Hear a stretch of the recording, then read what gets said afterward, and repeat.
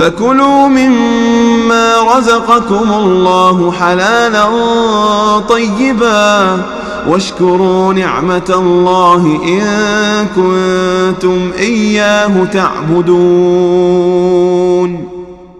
السلام عليكم ورحمة الله وبركاته. الحمد لله وحده والصلاة والسلام على من لا نبي بعده. أما بعد، أعوذ بالله من الشيطان الرجيم. بسم الله الرحمن الرحيم. فَكُلُوا مِمَّا رَزَقَكُمُ اللَّهُ حَلَالًا طَيِّبًا وَاشْكُرُوا نِعْمَةَ اللَّهِ إِن كُنتُم إِيَّاهُ تَعْبُدُونَ. سورہ النحل آیت نمبر 114. معزز سامعین کرام و مشاہدین اعظام، آج کی اس نشست میں لے کر کے حاضر ہوں حلال کمائی کی فضیلت اور حرام کمائی و بھیک مانگنے کے نقصانات. یہ اس قسط کی آخری قسط ہے. میرے بھائیوں، اللہ رب العالمین نے قرآن کریم کی اس آیت کریمہ کے اندر ارشاد فرماتے ہیں کہ جو کچھ حلال اور پاکیزہ روزی اللہ تعالی نے دی ہے اسے کھاؤ اور اللہ رب العالمین کی نعمت کا شکر ادا کرو اگر تم اس کی عبادت کرتے ہو. میرے بھائیوں، اب ان کی خوابگاہوں میں کوئی آواز مت کرنا.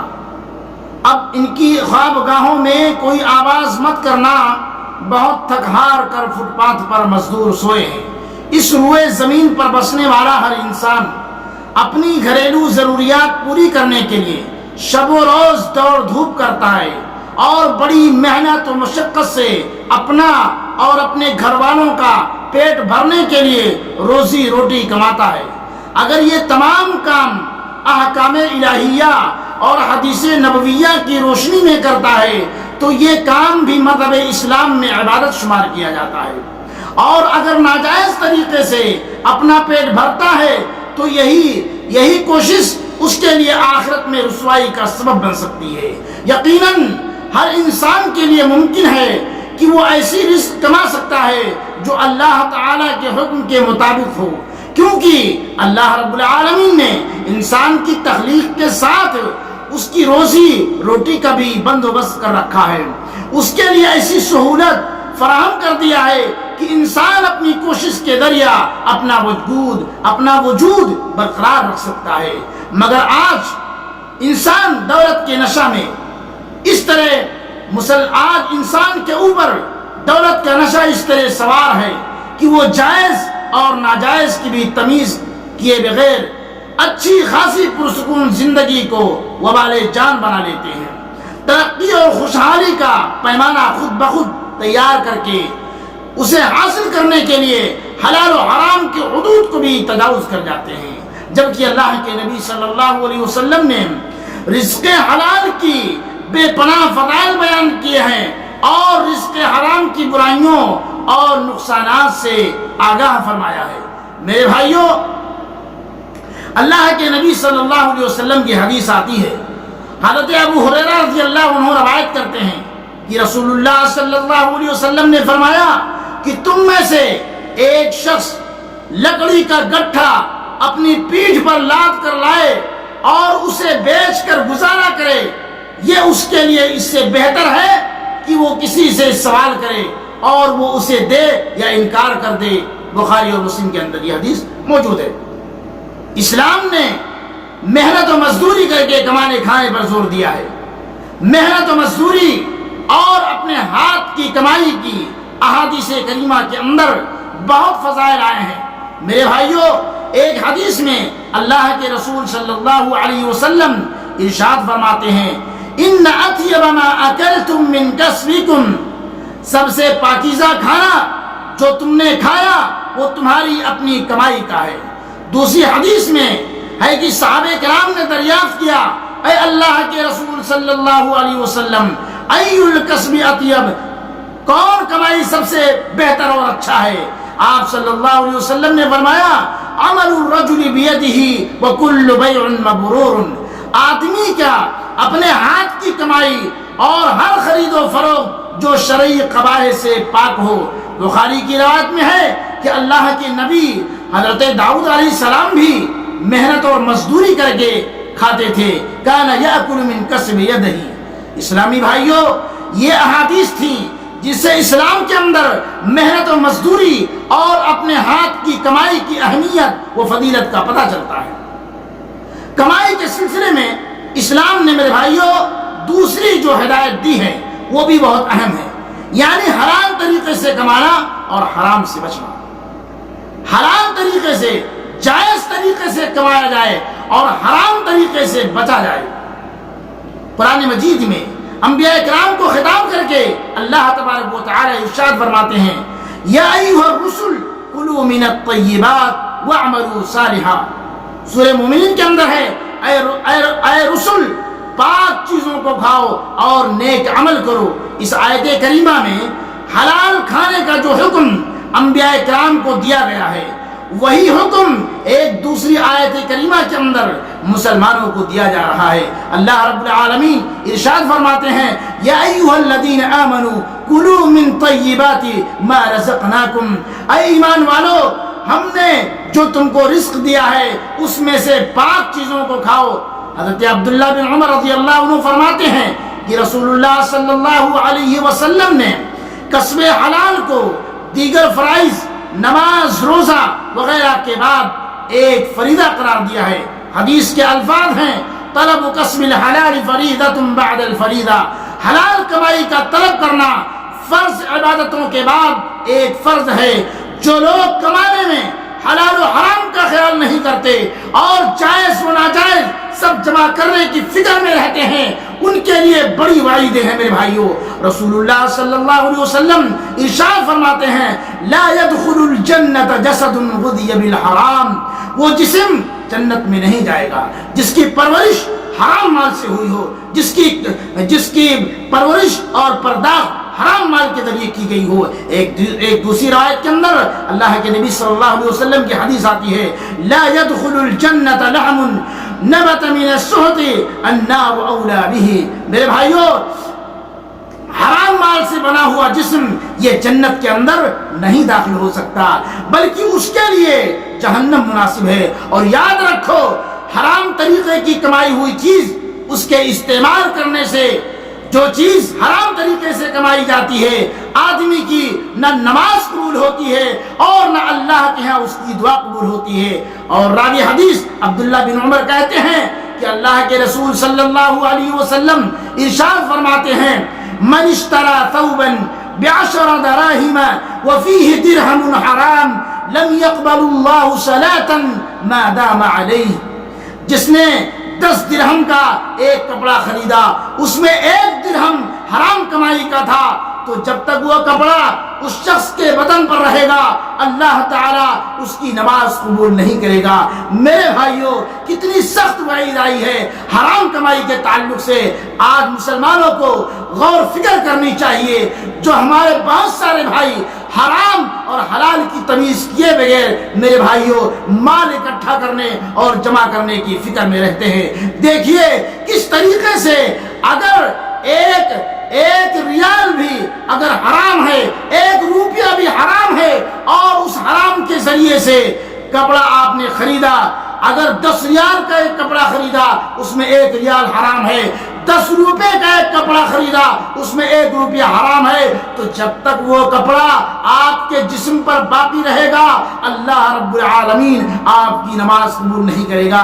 اتنا کہنے کے بعد حضرت عبداللہ بن عمر نے اپنے دونوں کانوں میں انگلیاں ڈال لی اور فرمایا، میرے دونوں کان بہرے ہو جائیں، میرے دونوں کان بہرے ہو جائیں اگر میں نے یہ آپ صلی اللہ علیہ وسلم سے نہ سنا ہو۔ میرے بھائیوں، یہ نبی صلی اللہ علیہ وسلم کے زرین اقوال تھے، آپ صلی اللہ علیہ وسلم کے قیمتی فرمودات تھے۔ مسلمانوں، اس کے اوپر عمل کرو۔ سوچئے کیسے رونگٹے کھڑے کر دینے والی بات ہے۔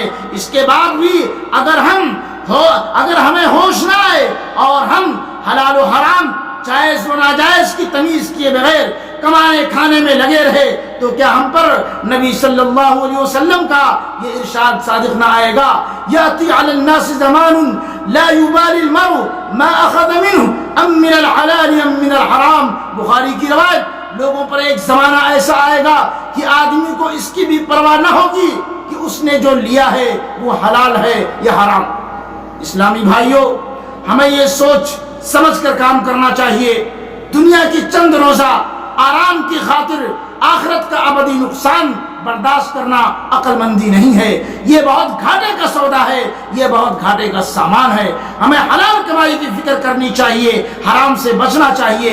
ہمارے پاس جو دولت آئے اس کو دیکھنا چاہیے کہ وہ حلال ہے یا حرام، وہ جائز طریقے سے آئی ہے یہ ناجائز یا ناجائز طریقے سے۔ ایسا نہیں ہونا چاہیے آنے دو جیب کے اندر، چاہے وہ حرام طریقے سے آ رہا ہے، آنے دو جیب کے اندر چاہے وہ حلال طریقے سے آ رہا ہے۔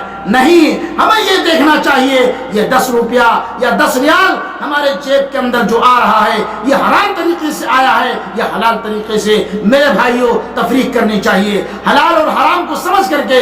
میرے بھائیوں، یہ بہت اہم مسئلہ ہے آج اس دور حاضر کے اندر مسلمانوں، جہاں نہ حلال کی تمیز ہے نہ حرام کی تمیز ہے۔ بہت اہم ضرورت ہے آج حلال اور حرام کو تمیز کرنے کی۔ میرے بھائیوں، آج کل ہمارے معاشرے اور ہمارے سماج میں حرام کمائی کا سودا بہت رواج، حرام کمائی سود کا یعنی بہت رواج ہو گیا ہے، بڑا عام ہو گیا ہے سود کا کھانا۔ میرے بھائیوں، لوگوں نے مختلف حیلوں اور مختلف ناموں سے اسے جائز کر رکھا ہے۔ اس پر فوراً پابندی لگانی چاہیے، فوراً پابندی لگانے کی ضرورت ہے۔ سود جو ہے بہت بڑا گناہ ہے، سود خور کی اللہ تعالیٰ کے ہاں بہت سخت سزا ہے۔ اور سورہ بقرہ کے اندر اللہ تبارک و تعالیٰ ارشاد فرماتے ہیں الذین یأکلون الربا لا یقومون الا کما یقوم الذی یتخبطہ الشیطان من المس۔ سود خور لوگ نہ کھڑے ہوں گے مگر اسی طرح وہ کھڑا ہوتا ہے جیسے شیطان چھو کر خطی بنا دے۔ سود خور کی یہ کیفیت قبر سے اٹھتے وقت یا میدان محشر میں ہوگی۔ دوسری جگہ اللہ رب العالمین کا ارشاد ہے یا ایھا الذین آمنوا اتقوا اللہ وذروا ما بقی من الربا ان کنتم مؤمنین۔